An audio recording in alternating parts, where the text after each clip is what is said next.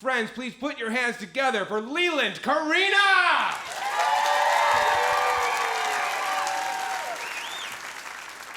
The boy was so cute in his adult-sized diapers. They were white, and they were trimmed with blue, and they had little teddy bears on them. I looked down at him, and his big brown eyes looked back up at me, and they were full of tears. His cheeks were blazing red with embarrassment. And I said, I want you to pee in your diaper for me right now. He swallowed his shame and he said, yes, Mommy. Afterwards, I held him in my arms and I said, you are such a good boy. No one had ever wanted to do diaper play with me before. I loved how powerful it made me feel, knowing that somebody would give up complete control and let me decide when they were going to do that and wet themselves. I loved so many things about how far he would go with me, but even so, we were at a crossroads.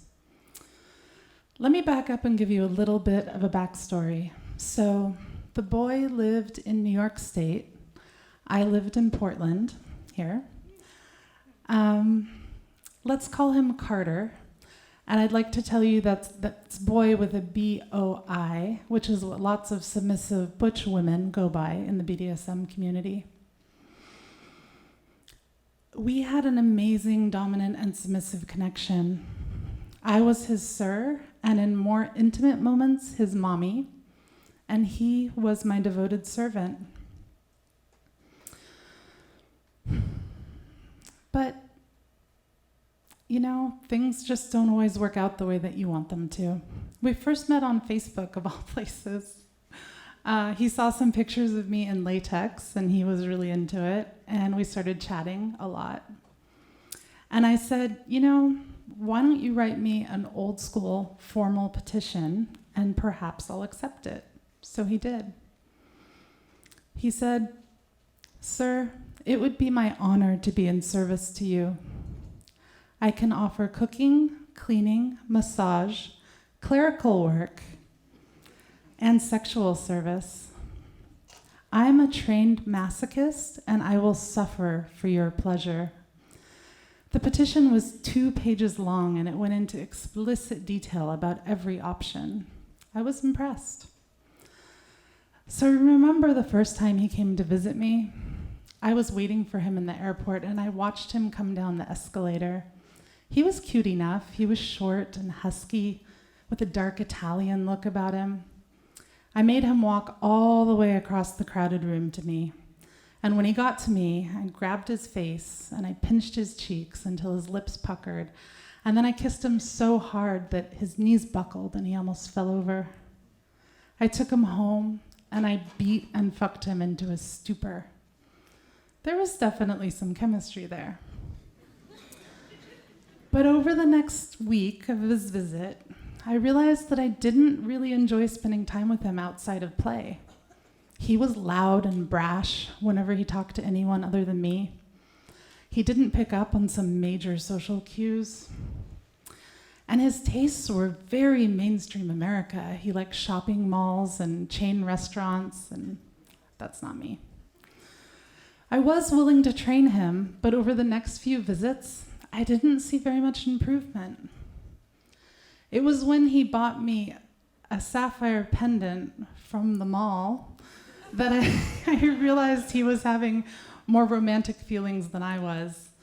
And I knew he wanted to relocate to Portland to move his whole life to be closer to me.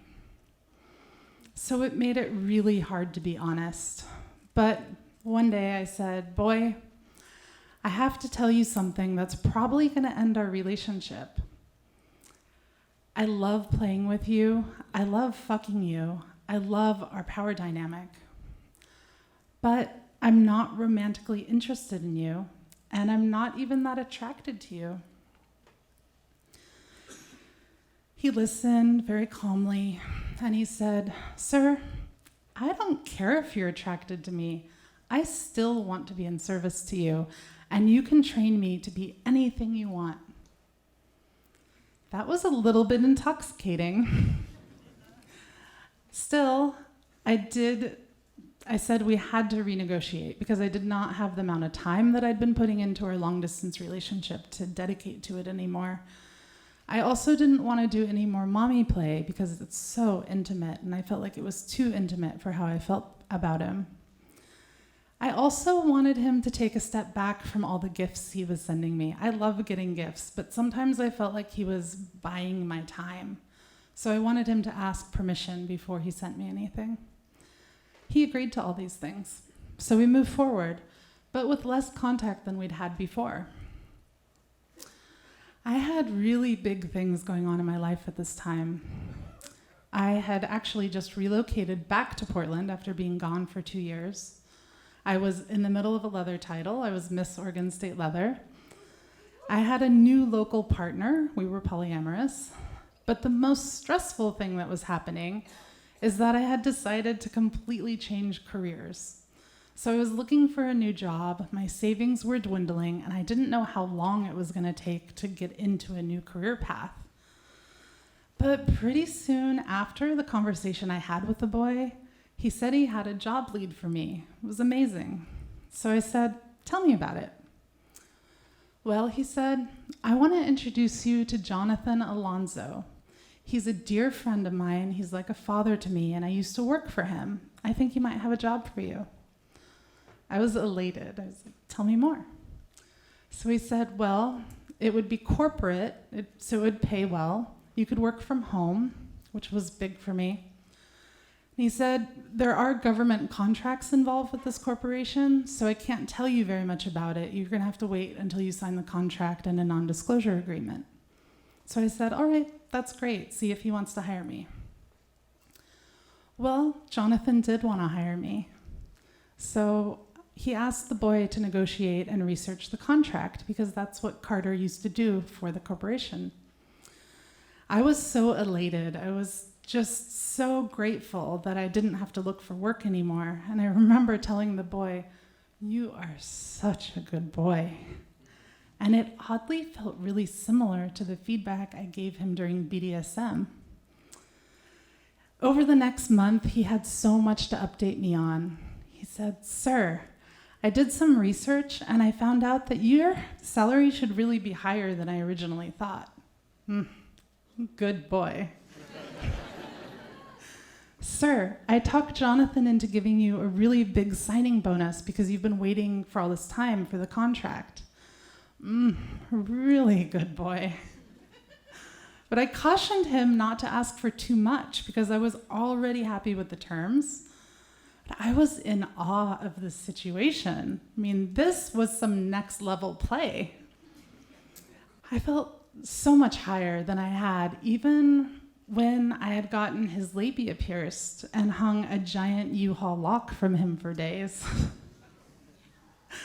I felt higher than I did when we had done really intense play, when he had worshipped my cock for hours and then choked himself on it for my pleasure. This was just amazing. He was making things happen for me in the real world, and it was all coming together so beautifully. So finally, the time came, about a month into this, where it was time for me to have an online chat with Jonathan so we could get to know each other and talk about the final arrangements. I was really excited. So we started chatting, and he asked me a few questions about my professional history. And he told me a little bit about the job. But what we talked about most was Carter. He told me really funny stories about when they used to work together. And he even said that he knew a little bit about the nature of our relationship, which really made me wonder what Carter had told him. And then I thought it was really strange when he asked me, do you own Carter? I remember trying to think, how do I answer this in a professional manner? I said, well, we use the concept of ownership in our relationship, but it won't interfere with work. He said, oh, I'm sorry if I overstepped. I'm really looking forward to working with you. And then he gave me his email address. I wondered about that question, and I wondered about boundaries, and I really wondered how weird this whole situation was going to get. But I knew that the boy trusted Jonathan, so I kind of put my concerns behind me. After I talked to Jonathan, I got ready to start working. I got my home office together. I pretty much just waited around for the contract to arrive. It was going to go to HR, they were going to finalize it, and then the contract and the check were going to get sent in the mail to me. But I waited a day, I waited a few days, I waited a week, no contract and no check. I emailed Jonathan, hey, what's going on? He was really embarrassed, but the contract and the check had been sent to the wrong office. But then 2 more times it was promised and it never arrived. After the 3rd time, the boy was really upset. He contacted me and he said, "Sir, I'm really worried about you. Could I send you my next paycheck?" I said, "Baby, thank you so much. I really appreciate you looking out for me, but you've already done so much for me. I'm sure it'll work out soon." And then he said, I feel really bad asking this, but I really feel like I just need my mommy. Everything has been so stressful lately. I felt conflicted, but I felt stressed out too, and I could use the comfort. And I said, "Baby, I know little boys just need their mommies sometimes. Let me read you a story and put you to bed." So we fell back into that intense intimacy of that space together again.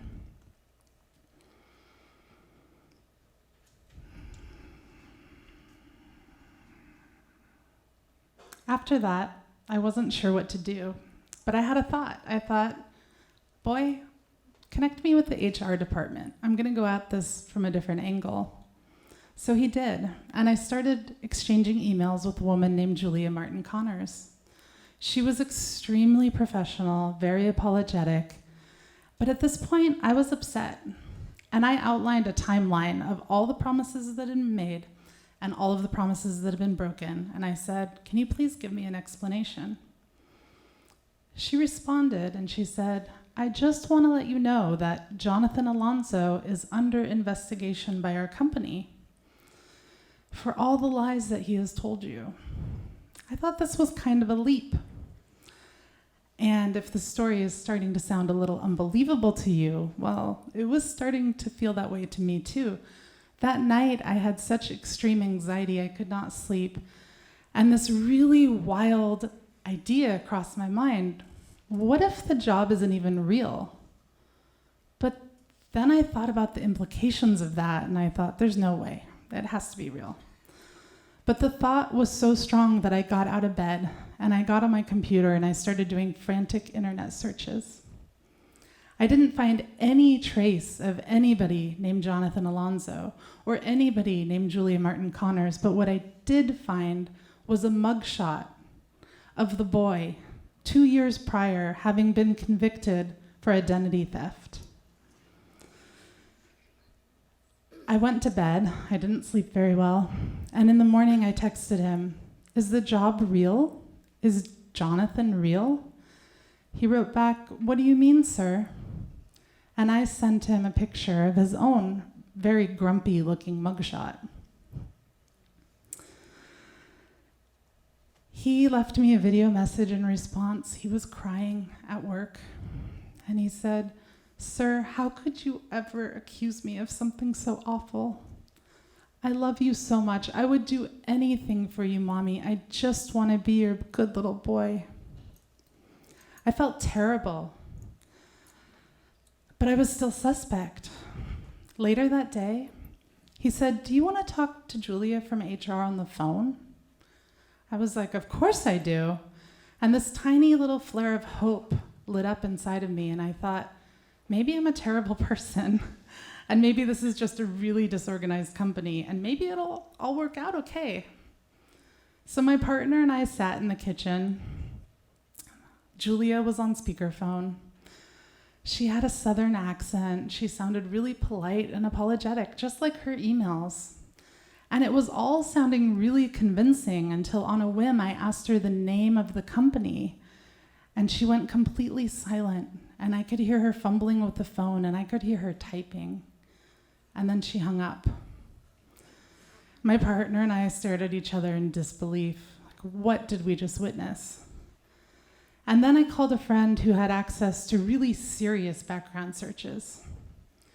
And he looked the boy up and he found 9 more convictions: identity theft, fraud, and the one that made me feel the worst was elder abuse.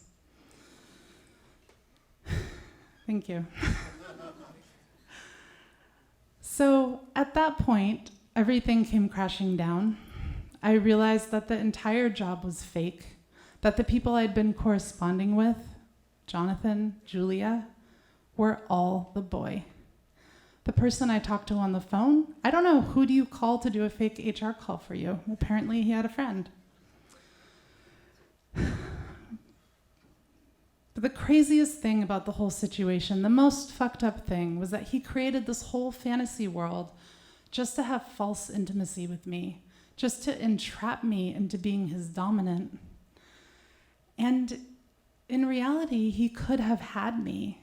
If he had realized the power and the honesty of our shared perversity, if he had realized how much that dominant-submissive connection meant to me, he could have kept me. And the funny thing is that of all the crazy experiences that we shared, the best service that he ever provided me was giving me this story.